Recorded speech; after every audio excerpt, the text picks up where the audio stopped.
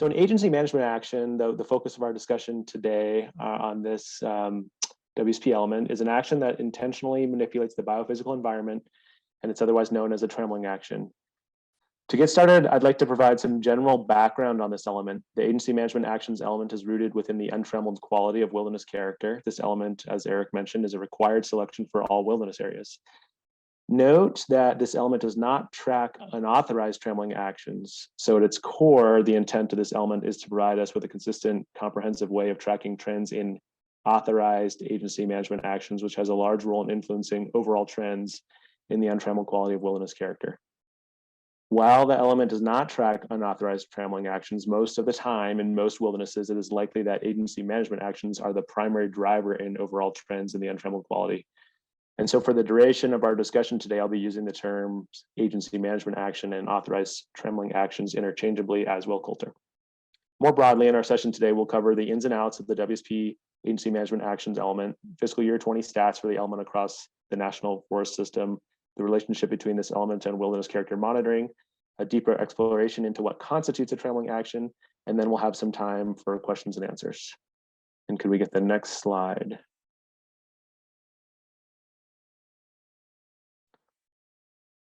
So to set some additional context, I'd like to dive a bit deeper into the untrammeled quality of wilderness character. The term trammel has several definitions. One is to hobble a horse. Another is a system of nets to catch fish. In other words, a trammel is in essence a restraint. Untrammeled is the converse of these definitions that get at restraint. Given this, untrammeled means that something is allowed to run free. It's unrestrained, unrestricted, unhindered, unimpeded, unencumbered, and self-willed. The end state of managing for the untrammeled quality within wilderness is that wilderness is essentially unhindered and free from the intentional actions of modern human control or manipulation. Managing for the untrammeled quality is a unique legislative mandate for land management agencies in that it defines how we manage, not just what is managed. Next slide, please.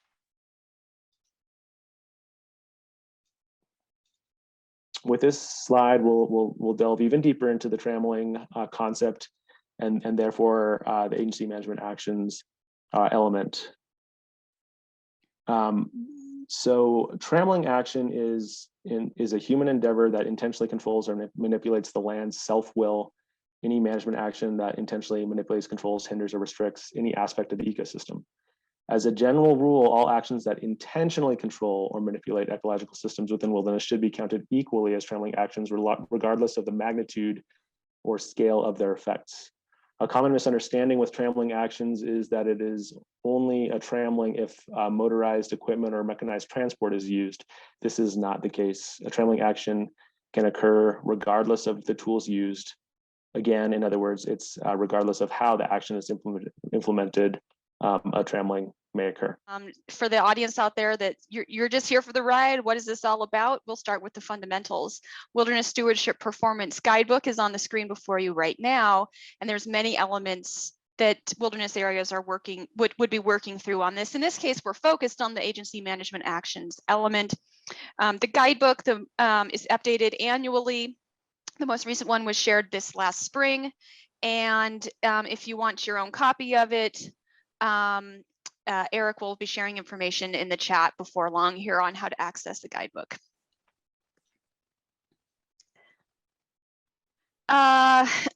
When I mentioned that there were multiple other elements, excuse me, the elements for wilderness stewardship performance, they're all tied to one of the qualities of wilderness. And in the case of agency management actions, it's found not only within the untrammeled quality grouping, it is the one for that grouping.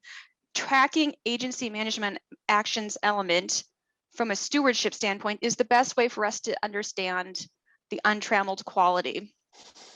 And this is a required element for all wilderness areas. So all 448 wilderness areas are tracking this element. Whereas that we know that there are some that are optional, but this one's mandatory for every wilderness to do this one. Tracking agency management actions as described in this element is a coherent way of looking at the untrammeled quality of wilderness character. So there's your bigger picture context for that. Okay, and so when you pull up that chapter in Wilderness Stewardship Performance Guidebook, this would be the introductory page. This is sort of a get you started page. It has definitions, it has key terms.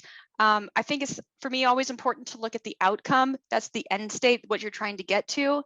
And again, I'm going to reiterate here, for this element, we're talking about, yes, trammeling actions, but specifically we're focused on agency, the ones that were driven by the agency or our partners, the things that we as managers, the trammeling actions that we prompted or approved, or maybe even let happen, as opposed to unauthorized trammeling actions. Those would be things that we didn't approve, we had nothing to do with it, but it had a trammeling effect. So we'll get a little, we'll get a little bit into that nuance later on, but I do want you to continually think here as we're working through the guidebook stuff.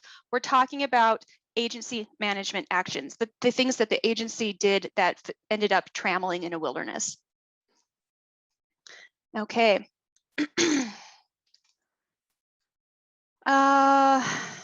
Let's see here. So then we see a view of all of the various scoring point levels, the various levels of stewardship within the agency management actions.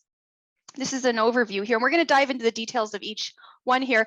But big picture, I want you to observe that there is a cluster of 4 at the beginning there, and then you see one sort of separated out at the end. Well, those first 4, the 2.4, 4.6, and 8 levels, those are items which are essentially tied together, and they build successively upon each other. So you cannot be doing the 8-point level if you didn't start at the 2-point.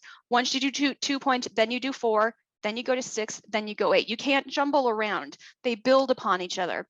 Whereas that 2-point checkbox, you can accomplish that independently. It relates to, but it's not directly tied to the others. And I'm going to point out here that for me, this is very useful.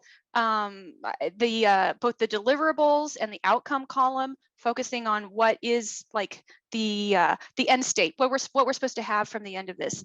And also there's some frequencies there. Some of these things in this case are done every 2 years, and some of these things are expected to be done annually. So we'll talk a little bit more about that, but if you need to go back and tune up on the frequency of things, know that that information is in there. Okay, and another way of looking at that 2, 4, 6, 8, and 2-point checkbox is through this graphic. For me, this makes sense. That's why I want to share it.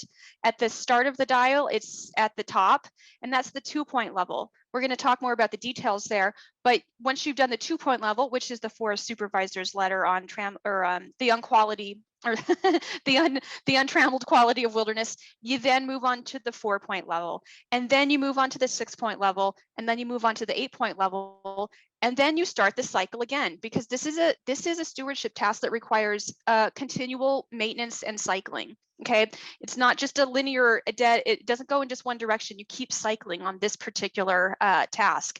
And then there's a little offshoot there for that 2-point checkbox. It fits in the flow, but it's not dependent on each other. So perhaps this graphic makes a little sense for your mind if you're a visual type of person. Okay, so as Colter just mentioned, the 2-point level, when we get into the different scoring levels, is that the Forest Supervisor has sent a letter to all staff within the past 2 years describing the importance of the untrammeled quality of wilderness character and how the forest will track and evaluate trends and management actions that affect it. I like to describe the intent of this action as promoting internal education among forest staff and line officers about what the untrammeled quality of wilderness character is, why it's important, and how we'll track authorized trammeling actions, thereby setting the stage for the 4, 6, and 8-point scores related to collection and sharing of information about authorized trammeling actions that have occurred in any given year, plus trends over time in agency management actions in the wilderness in which you're managing. This letter should be written to cover an entire forest, and so once the task is complete, it allows all wildernesses on the forest to score 2 points for 2 years. The deliverable, of course, for the scoring level is a letter signed by the Forest Supervisor. The recommended NRM documentation when entering your WSP scores at the end of the fiscal year includes the date that the most recent letter was signed by the Forest Supervisor. Next slide, please. So a few words on strong letters. And folks who have been working in wilderness, like Colter is a great example, Eric for a long time, and kind of helping out beyond their local unit, or working at a regional or Washington office level, get to see a lot of examples of these. And so strong letters define the untrammeled quality well and explain the importance of this quality wilderness character. That might seem like a no-brainer, but there have been issues in some letters with doing that well. The letter should also establish an obvious plan for tracking, filing, and evaluating agency management actions, identify the person responsible for collecting and maintaining records on authorized trammeling actions, and specify the fiscal year due date for staff reporting. Colter will talk about this shortly, but this helps you to achieve, kind of tease you up to achieve the 4-point score with a little less effort than starting from scratch as well. And another point on strong letters is that they don't conflate the untrammeled quality with motorized equipment use or mechanical transport. Remember, this element refers to the what, not how, in terms of intentional intervention in biophysical processes in wilderness. Next slide, please. So kind of on the flip side with what makes for a strong letter, some of the common issues, and I already touched on this with letters that folks have seen over the years, is again a poor or limited definition of untrammeled, using examples of trammeling actions rather than emphasizing the overall end goal of untrammeled as a desired quality of wilderness character. Unclear or no system for filing and tracking trammeling actions or authorized agency management actions. And the letter does not identify who's responsible for maintaining and keeping records, as well as due date for staff reporting at the end of the fiscal year. Next slide.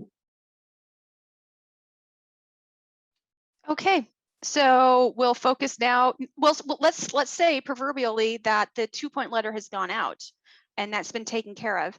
So what you would next work on is the 4-point level.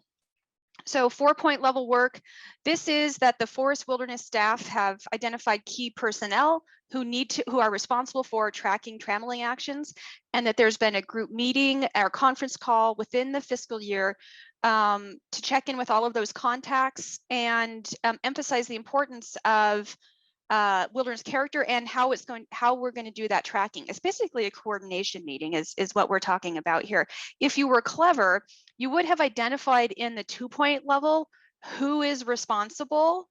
So that's in writing and that's there. And at your meeting, you just confirm it or tune it up. Let's say somebody left their position and you're like, okay, well, we did say that last year, but now it's this person, or just a little qualifier. But it's smart to just go ahead and designate that person in the letter, because it goes to the forest and everybody sees that. So it's a good communication device there. The meeting, the conference call, the meeting or whatever, this is really about setting your intentions for the year.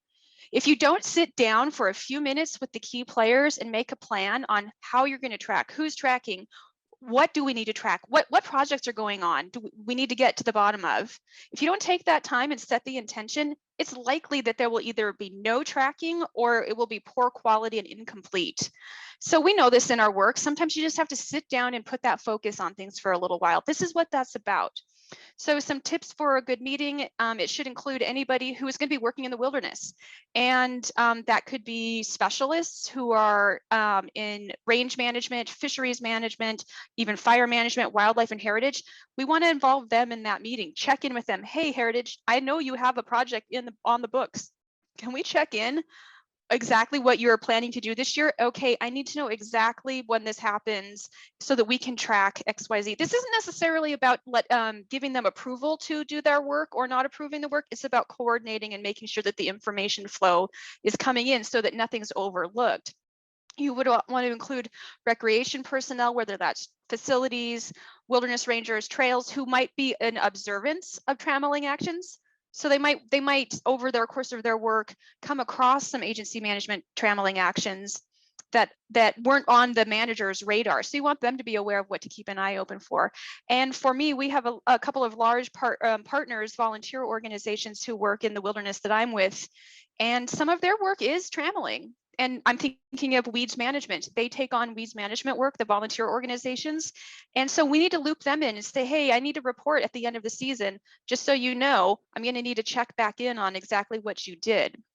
And what you should cover at these meetings, of course, you want to make it meaningful, but I think some of the ways to do that is it's a good time to get out the forest supervisor's letter, remind of the value of, I think I'm going to say unquality at some point here, untrammeled. You want to remind everybody involved, particularly some of those people who are not specialists in this, what a trammeling action is. Yes, fisheries manager, what you're doing is a trammeling action. Miss, and you've been approved to do that, but we want you to understand that. And we want for that information to come back. This is also a time for you to track down the minimum requirements analysis, or the MRDG, which relates to the 2-point checkbox. Okay. You're going to need to gather those up in order to claim the 2-point checkbox. So if you have your coordination meeting at the start of the season and you know, okay, these are all the projects that are going on, and there's the MRA is taken care of. Nope, that the MRDG is not done in that case, but it will be done. Gives you a chance to start tracking those documents, which relates to that 2-point level. Another good thing for these meetings is you're going to confirm exactly how you're going to track those trammeling actions. We're going to give you a tool here in a little bit that's useful, but maybe your unit has a different way of doing that. Just set your intentions for how you're going to track trammeling actions, and something hopefully beyond a Post-it note. All right.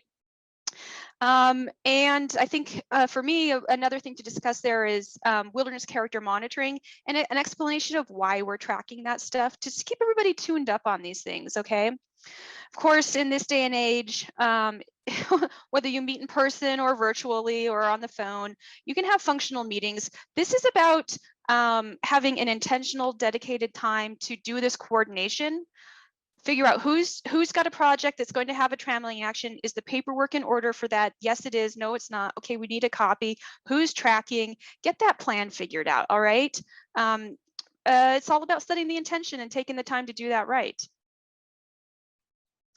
Okay. Okay. I kind of like unquality. It rolls off the tongue nicely, but so all right, so you got together with all the key players and your start of season coordination meeting, like Colter just explained. You got 4 points. You're rocking and rolling here. And so the 6-point level is really about closing the loop at the end of the season, in that the wilderness staff have worked with these key players to compile information from your colleagues on authorized trammeling actions that were implemented over the course of the field season, and entered this information into the corporate database during the given fiscal year in question. So this scoring level is really at the heart of the agency management actions element, in that we're ensuring that we're collecting information on all authorized trammeling actions that have occurred. This is a task that needs to be completed annually, and really should be completed shortly after the close of the fiscal year, to ensure that you're not missing any trammeling actions that may have occurred late in the fiscal year, while simultaneously allowing you to complete your WSP reporting to make sure that you're actually getting credit for your work on this element in the form of the 6-point score. The deliverable for this scoring level is the entry of data on agency management actions into your corporate database, and recommended NRM documentation when entering the WSP scores at the end of the fiscal year includes the date information was entered into the corporate database. So this quote unquote corporate database can be developed by the forest. At a minimum, it needs to identify the wilderness locations of action, type of action, and reason for the action. This could be stored in the Pinion folder that we talked about earlier that you maintain for your wilderness. There's also an NRM WCM database with a module on the untrammeled quality of wilderness character. Now, this database has a primary purpose of supporting the agency's wilderness character monitoring effort, which is outside the scope of today's discussion and will be the subject of other future trainings and webinars. This all being said, this module is also an option for storing data on agency management actions, since it's sort of basically designed in WCM to provide that purpose.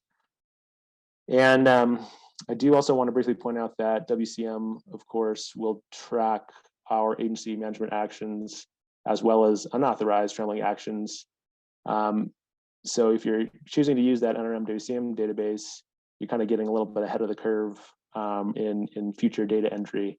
And again, the purpose of this database is in the WCM context to provide a full picture of trends in the untrammeled quality of wilderness character, not only limited to authorized actions as pertains to WSP. Next slide, please. Okay, so this Tramling Tracker is something that Colter deserves credit for putting together. And it's really probably everything I just said about the WCM NRM module being said. This is probably the easiest way to track and document your Tramling actions.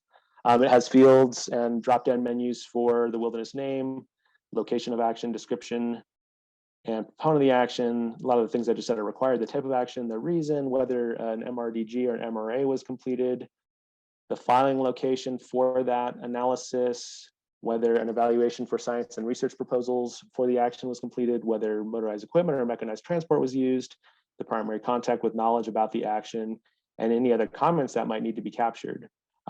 The tracker, I believe Eric is going to drop it into the chat so folks can get a hold of that if they'd like to. And it's also available in the Forest Service WSP SharePoint site. And I do want to also point out that the tracker not only does a great job of documenting really the pertinent information about Trammeling actions that are authorized, but like I said, it helps to document a variety of other key information that's needed for this and other WSP elements, you know, for example, the MRA, MRDG status for a given action. And passing it back to you, Colter. Okay, so continuing on that cycle of life, you've been tracking over the season, over the year, using perhaps that Trammeling Tracker tool. You don't have to use it, but it's a good good setup. If you use something else, something better than a Post-it note, hopefully you're using that tracker. And now you've come to the end of the year. Well, the last step here in that cycle is at the 8-point level, and that is reporting out essentially the results of all that data you gathered of the trammelings, the agency approved trammelings over the year. And what this looks like is that the forest wilderness staff collate all of that, and they present it and discuss it with their forest leadership team. These are the trammeling actions that we approved and occurred in these wilderness areas on our forest this last year. You want to have a meaningful discussion around this.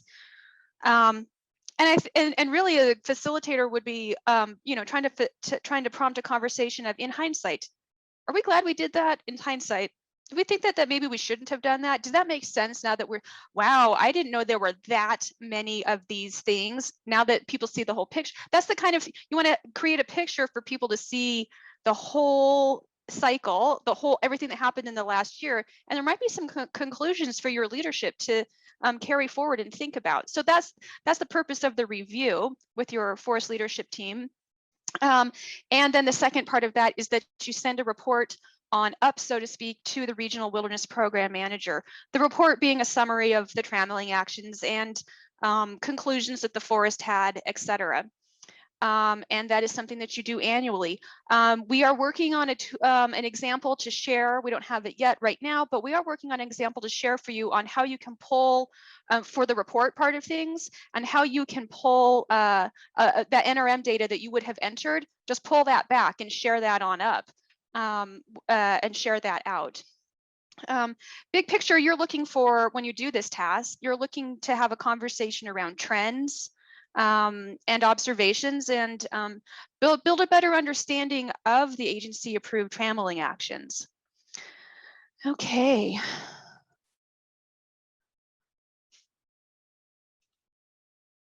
Okay, so with Colter's work there, we're at the 8-point score.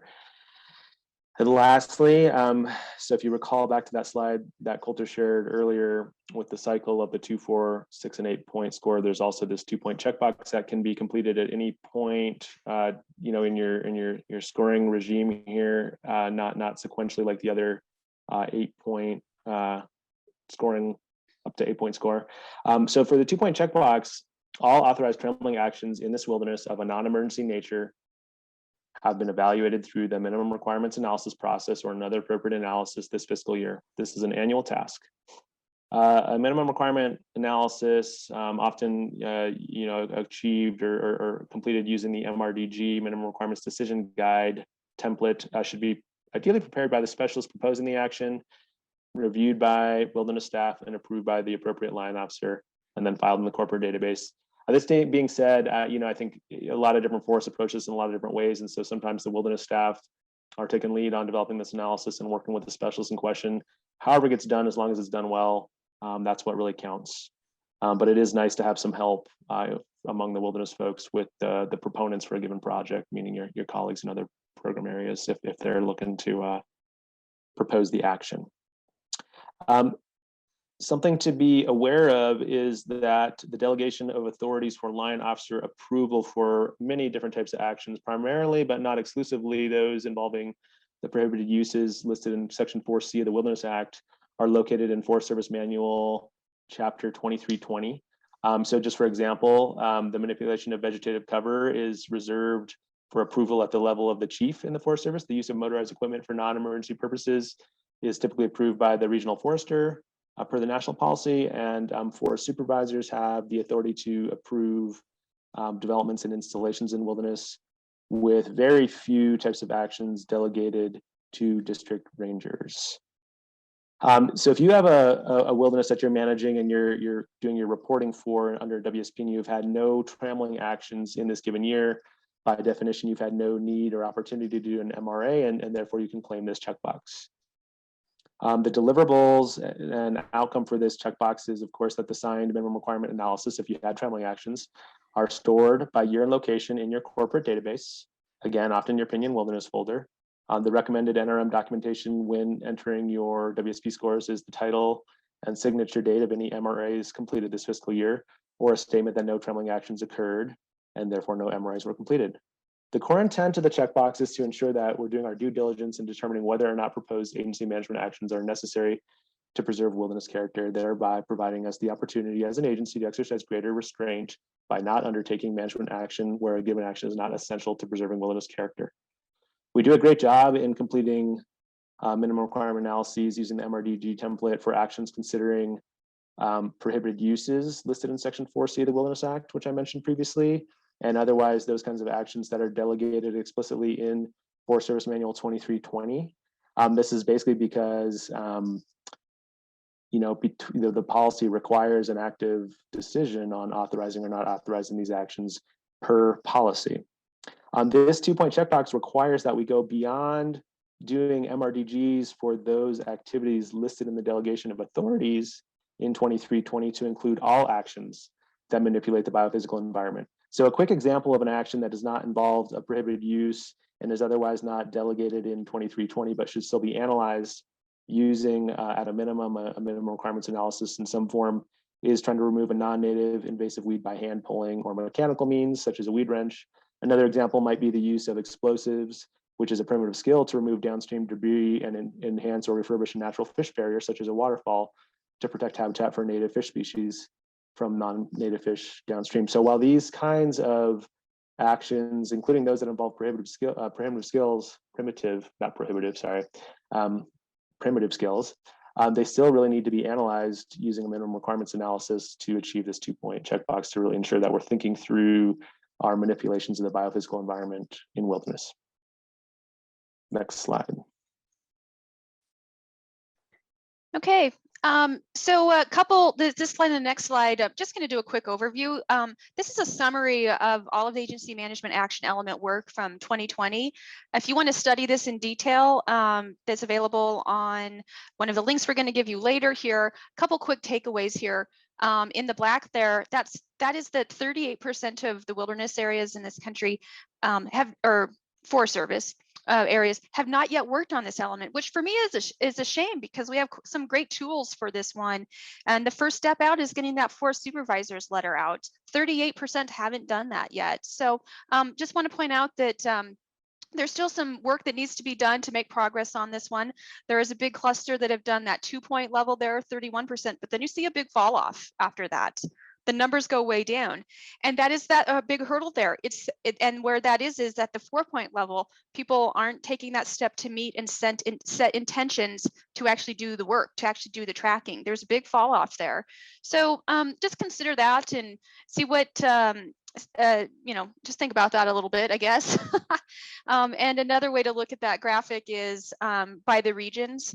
noting that black is those nothing. There's been no progress on this one, and then as you go around the dial, there's been a little more project done on this one.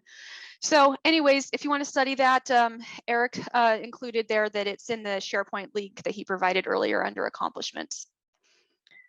I think this goes back to you. Yep, thanks, Colter. So we've talked a little bit about wilderness character monitoring, which we often use WCM, the acronym, to refer to.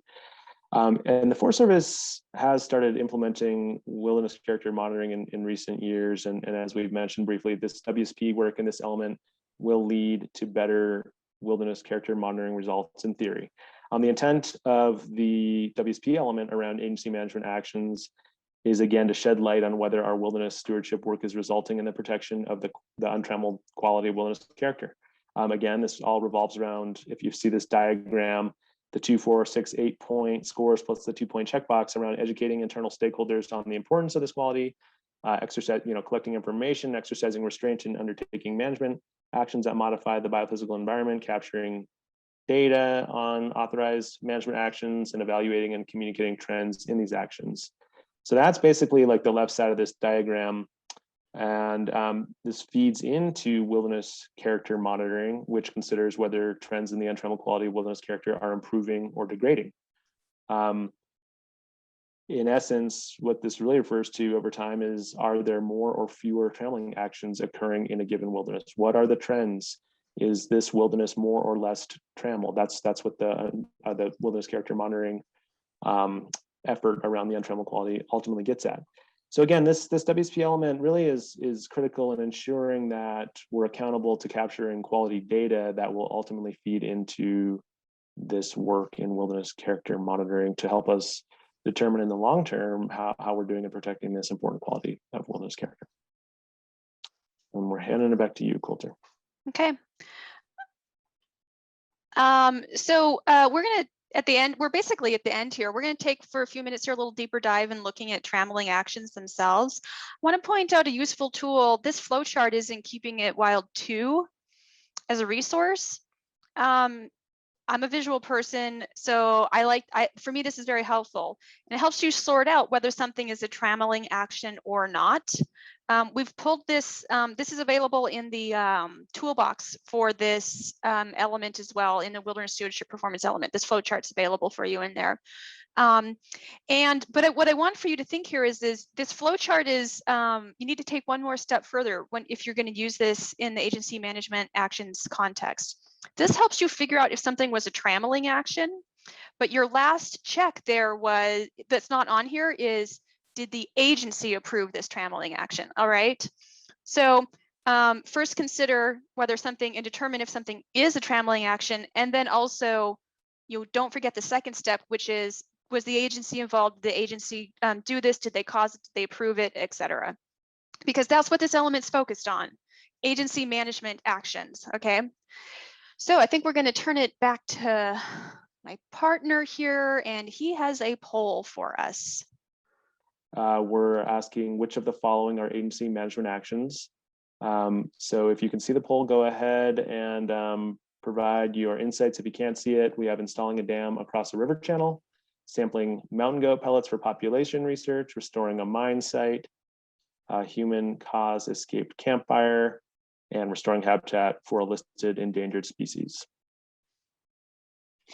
And I want to point out here, you can vote for multiple things.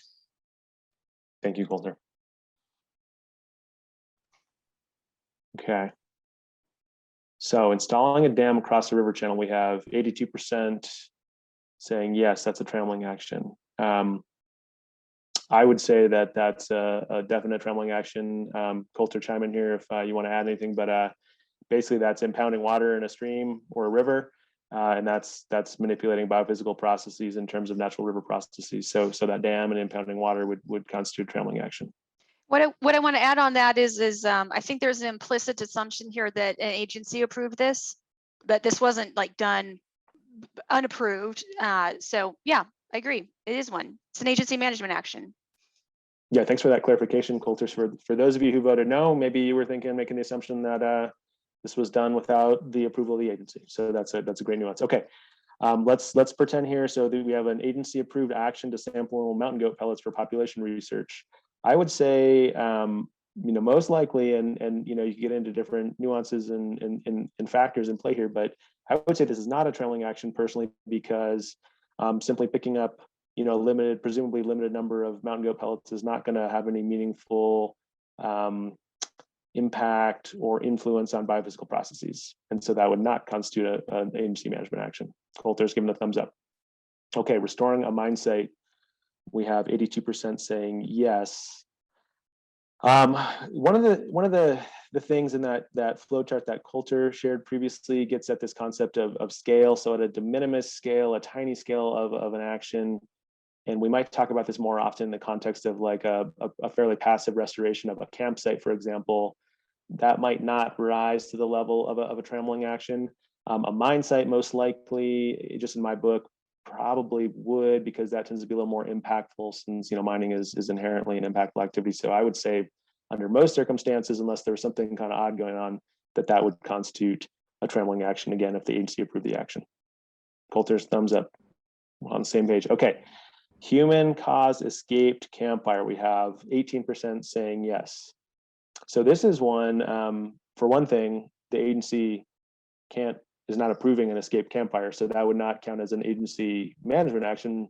We want to drill that agency approval into our heads on considering this. But more importantly, this isn't a trammeling action either, because an escaped campfire is in essence, or by definition, accidental. And so that's not an intentional action to manipulate the biophysical environment. Conversely, something like arson, someone intentionally starting a fire, would be a trammeling action, but not an agency management action, because it's not authorized either. Colter, anything else to add there? Thumbs up. Okay. And then lastly, we have restoring habitat for a listed endangered species. 95% say yes. Yeah, I'd say restoring habitat, again, presuming the agency authorized the work, is clearly an intentional manipulation of the biophysical environment, because we're working to change and presumably improve habitat. So that would constitute a trammeling action and an agency management action. Okay, I'm going to take us to our last slide here that is some resources for you. If you need to gather up more information and resources for agency management actions element, I think we're ready to focus on questions, clarifications, things like that. We don't have much time left, but this is a rich topic, right? So perhaps that's why we used every minute we have here. So with that, interested in what kinds of questions or clarifications our audience is seeking? Peter's got a question. Peter, so the question here is in a personal experience, how has leadership reacted when they learn about the extent of trammeling actions in their unit? So we did, for the Flathead National Forest, which we have 3 wilderness areas present, Missions, Great Bear, Bob Marshall. We did our review with our leadership last year, and our first official review, that 8-point level, and they were appreciative of the moment of reflection, is what I would say. We went trammeling by trammeling, and they said yes, that was needed, or that was the right thing to do. The facilitator's question I asked was, what does this make you think of going into next season, next year? What's on the radar? And some of the questions they were thinking about is are we going to have more trammeling actions because of Great America Outdoors Act work?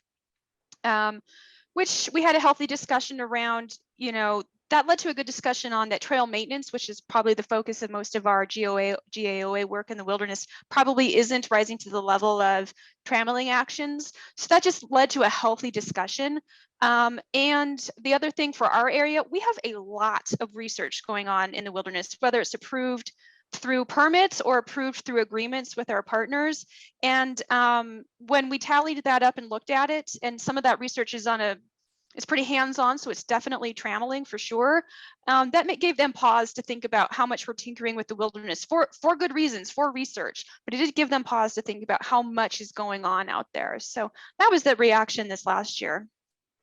So we have one question left, and then we're actually being a little bit over time. Colter, the question is there a way for the public to gain access to agency trammeling actions in different wilderness areas? Well, first I would say that's, you know, if that wilderness program chooses to report out on that, that would be obvious. And in the Bob Marshall Wilderness Complex, we do have annual meetings where we don't share the detailed reports, but we do talk about this stuff. But Eric, I would need to turn that back to you. Is there an automated way for people to find that information? I'm not aware of one. There is not at this point. And I think what you're going to see more once we get as the wilderness character monitoring program picks up and gets a little bit more robust, we are looking at opportunities to share some of the annual documentation that comes out of wilderness character monitoring, the baseline assessments. Once we start doing the second round of reviews, what those 5-year trend reports look like. So I think you're going to see a little bit more of that tied to the wilderness character monitoring program here in a little bit. We did also update or improve the wilderness stewardship performance reports in the last 2 years. And we are looking also at how can we make those more publicly available. Now, they're not going to provide the specifics of trammeling actions, but it will be the public can look at them and identify where how wilderness areas are reporting on that, and then can work with their local forest or local wilderness for additional details. All right, everyone, that's all the information that we have for today, or time that we have for today. We got plenty more information, but that's all the time we have. I appreciate everyone's participation today. Colter, Bjorn, of course, thank you very much, and David for helping us with Zoom. Thanks, everybody, for attending.